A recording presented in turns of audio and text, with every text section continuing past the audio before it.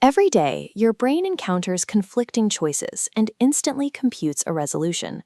The central hub managing this friction sits deep inside the brain's anatomy. That hub is the medial frontal cortex, or MFC. It monitors our actions and signals the need for adjustment when we face competing alternatives. Studying the MFC presents a persistent mechanical problem.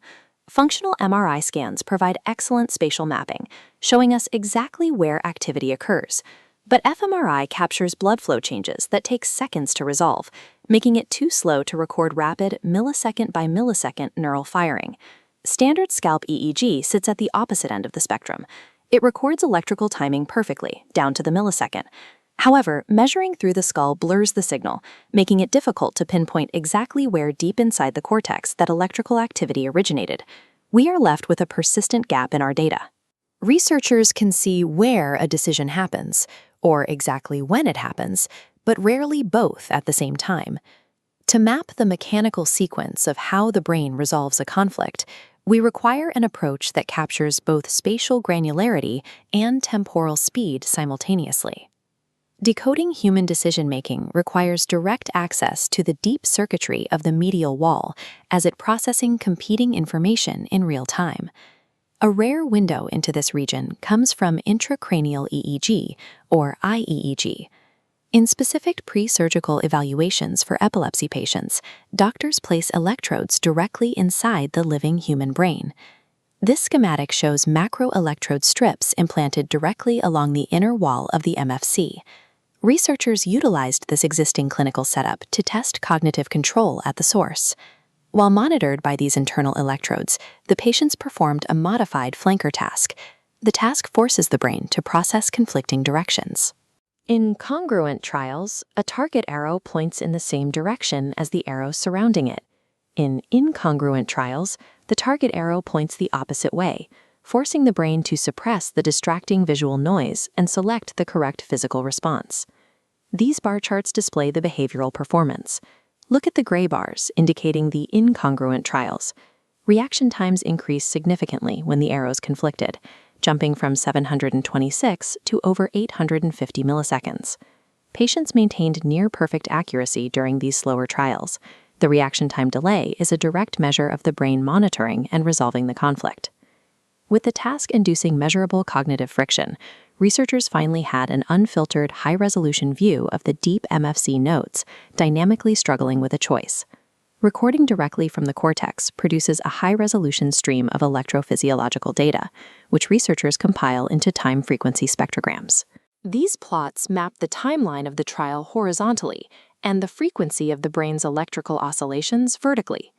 These plots and brain map show the MFC's electrical state roughly 300 milliseconds after the arrows appear, right before the patient presses a button. Notice the heavy blue regions.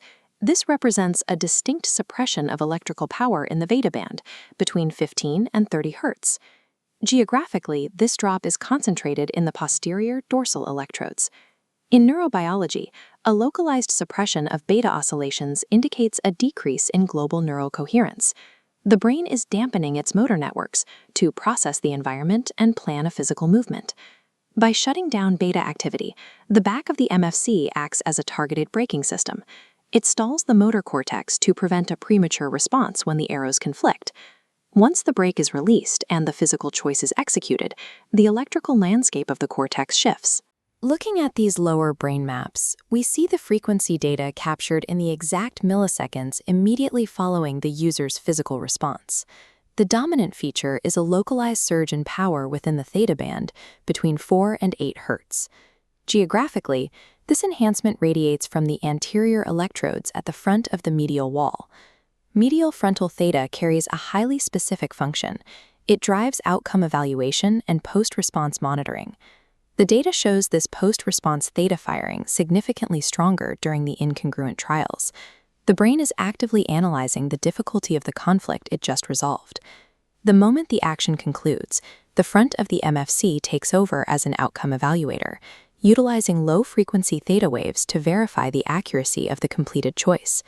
We see high-frequency beta suppression in the back and low-frequency theta enhancement in the front. The data forces a question. Is this spatial separation a rigid architectural rule of the brain? These scatter plots correlate the two distinct frequency bands across every implanted electrode. The vertical y-axis plots pre-response beta suppression, while the horizontal x-axis tracks post-response theta enhancement.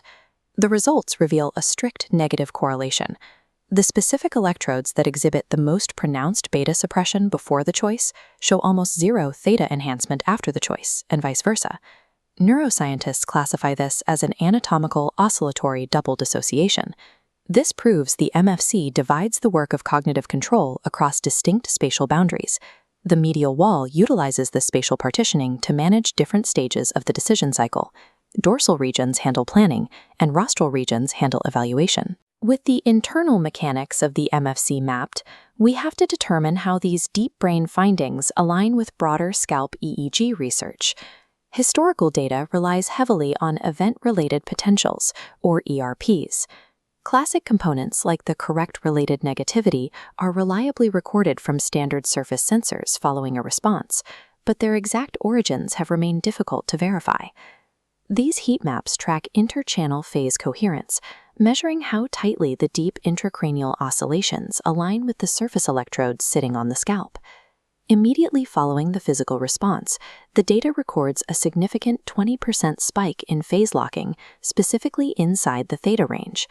The deep anterior theta oscillations are now firing in perfect synchronization with the surface electrodes directly above them. This empirical connection proves the classic surface signals studied for decades are directly driven by deep theta band generators working within the medial wall. The timeline of a decision is exact. First, posterior beta suppression stalls the motor cortex to assess the conflict. The choice is made.